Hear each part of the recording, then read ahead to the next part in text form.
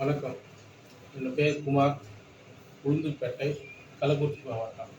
நான் 2019லேயும் 2024லேயும் polling booth ஏஜெண்டாகவும் counting booth ஏஜெண்டாகவும் ஒரு பார்ட்டிக்கு ஒர்க் பண்ணியிருக்கேன்.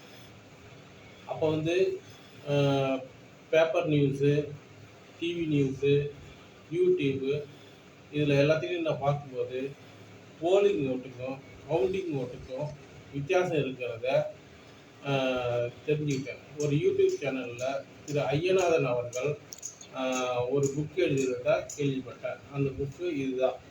இந்த புக்கில் பார்த்தீங்கன்னா போலிங் ஓட்டுக்கும் கவுண்டிங் ஓட்டுக்கும் 2019 உள்ள வித்தியாசம் 58,34,574. சரி, இந்த பிரச்சனையை எப்படி சால்வ் பண்ணுறது? ஏன்னா இப்போ 2024 கூட 5 கோடி ஓட்டுக்கு மேலே வித்தியாசம் இருக்கிறதா சொல்கிறாங்க. இதனால் நிறைய பிரச்சனைகள் இருக்குது. அதனால் வந்து இதை எப்படி சால்வ் பண்ணுறது அப்படின்றதுக்காக நான் ஒரு ஓட்டிங் மிஷின் உருவாக்கியிருக்கேன். அந்த ஓட்டிங் மிஷின் பெயர் வந்து குமார் RTI VVM. VVMனா வெரிஃபையபிள் ஓட்டிங் மிஷின். சரிங்களா? இப்போ வந்து போலிங் ஓட்டுக்கும் கவுண்டிங் ஓட்டுக்கும் எப்படி வித்தியாசம் வருது அப்படின்னா, இப்போது ஒரு பூத்தில் போலிங் ஓட்டு வந்து பேப்பரில் வந்து எவ்வளோ போலிங் ஓட்டுன்றது ரெக்கார்டு இருக்கும். ஆனால் கவுண்டிங்கில் எப்படி டிஃப்ரென்ஸ் வந்துன்னா, போலிங் முடிஞ்ச உடனே பூத் ஆஃபீஸர்ஸும் அந்த ஏரியா பார்ட்டிஸும் சேர்ந்து அங்கே இருக்க டாமினேட்டர் பார்ட்டிக்கு வந்து எக்ஸ்ட்ரா ஓட்டு போட்டு க்ளோஸ் பண்ணிடுறாங்க. அதனால தான் வந்து கவுண்டிங் ஓட்டு எக்ஸ்ட்ரா வருது. அதை எப்படி சால்வ் பண்ணுறது அப்படின்றது வந்து இந்த டோக்கன் மூலயமா தான் சால்வ் பண்ணுறோம். இது எப்படின்னா, ஒரு ஓட்டர் வந்து பூத்துக்குள்ளே வந்த உடனேயே அவங்களுக்கு வந்து பயோமெட்ரிக் அட்டண்டன்ஸில் வந்து கையை வைக்க சொல்லுவோம். 10 விரலில் ஏதாவது ஒரு விரலாவது அக்செப்ட் பண்ணிடும். அக்செப்ட் பண்ண உடனே அவங்களுக்கு வந்து உடனே வந்து ஒரு டோக்கன் வந்து அவங்களே எடுத்து கொடுப்பாங்க. சரிங்களா? அவங்களே எடுத்து கொடுப்பாங்க. எடுத்து கொடுத்த உடனே அவங்களுடைய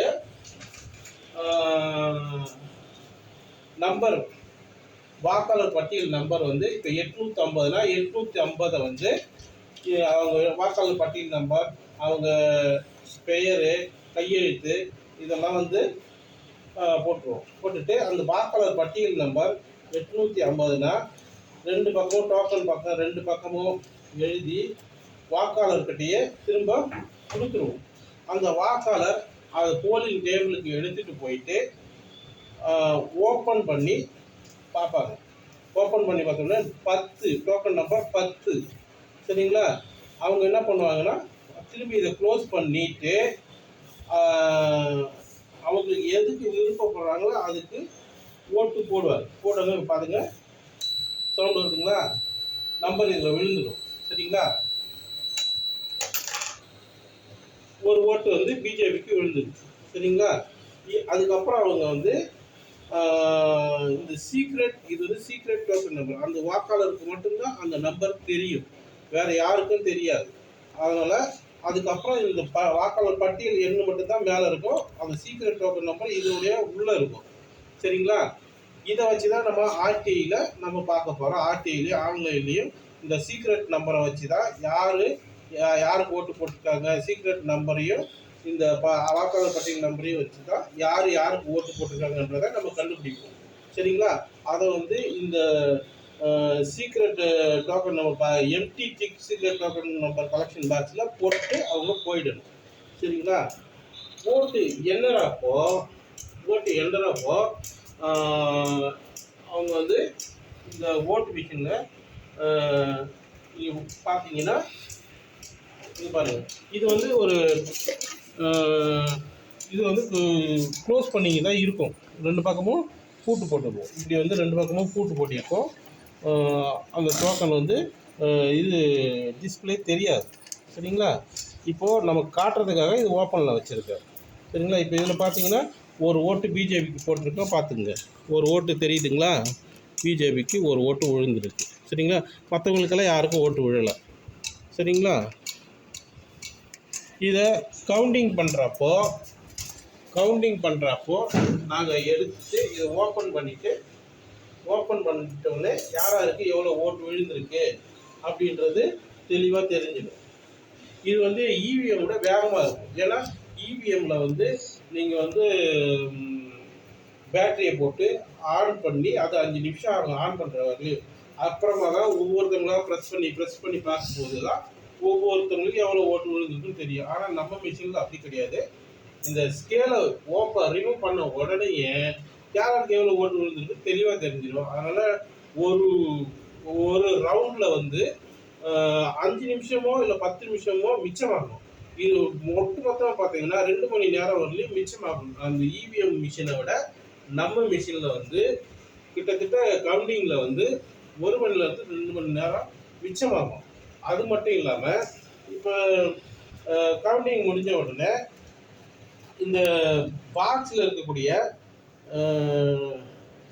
இதோட முடிஞ்சு போச்சுன்னா கவுண்டிங் முடிஞ்சிடும்.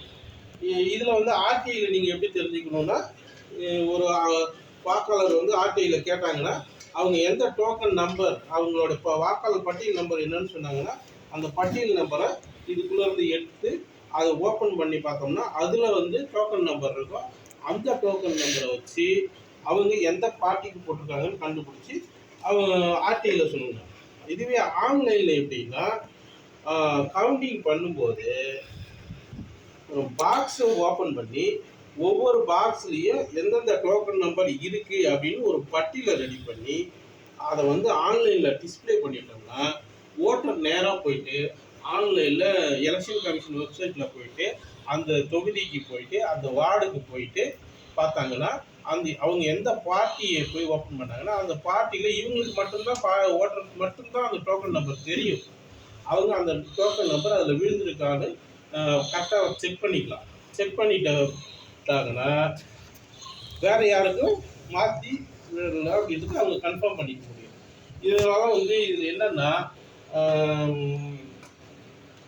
இதில் வந்து எந்த ஒரு எலக்ட்ரானிக் சிப்போ ப்ராசஸரோ சாஃப்ட்வேரோ இல்லை. அதனால் வந்து ஹேக்கிங்கோ பண்ண முடியாது. ஹேக்கிங்கோ பண்ண முடியாது. ஓட்டர் வந்து ஆன்லைனில் போயிட்டு அவங்க யாருக்கு ஓட்டு போட்டாங்கன்னு தெரிஞ்சுக்க முடியும். போலிங் ஓட்டுக்கும் கவுண்டிங் ஓட்டுக்கும் வித்தியாசம் வராது. அது ஏன்னா இவங்க வந்து பூத் ஆஃபீஸர்ஸ் வந்து இந்த கவுண்டிங்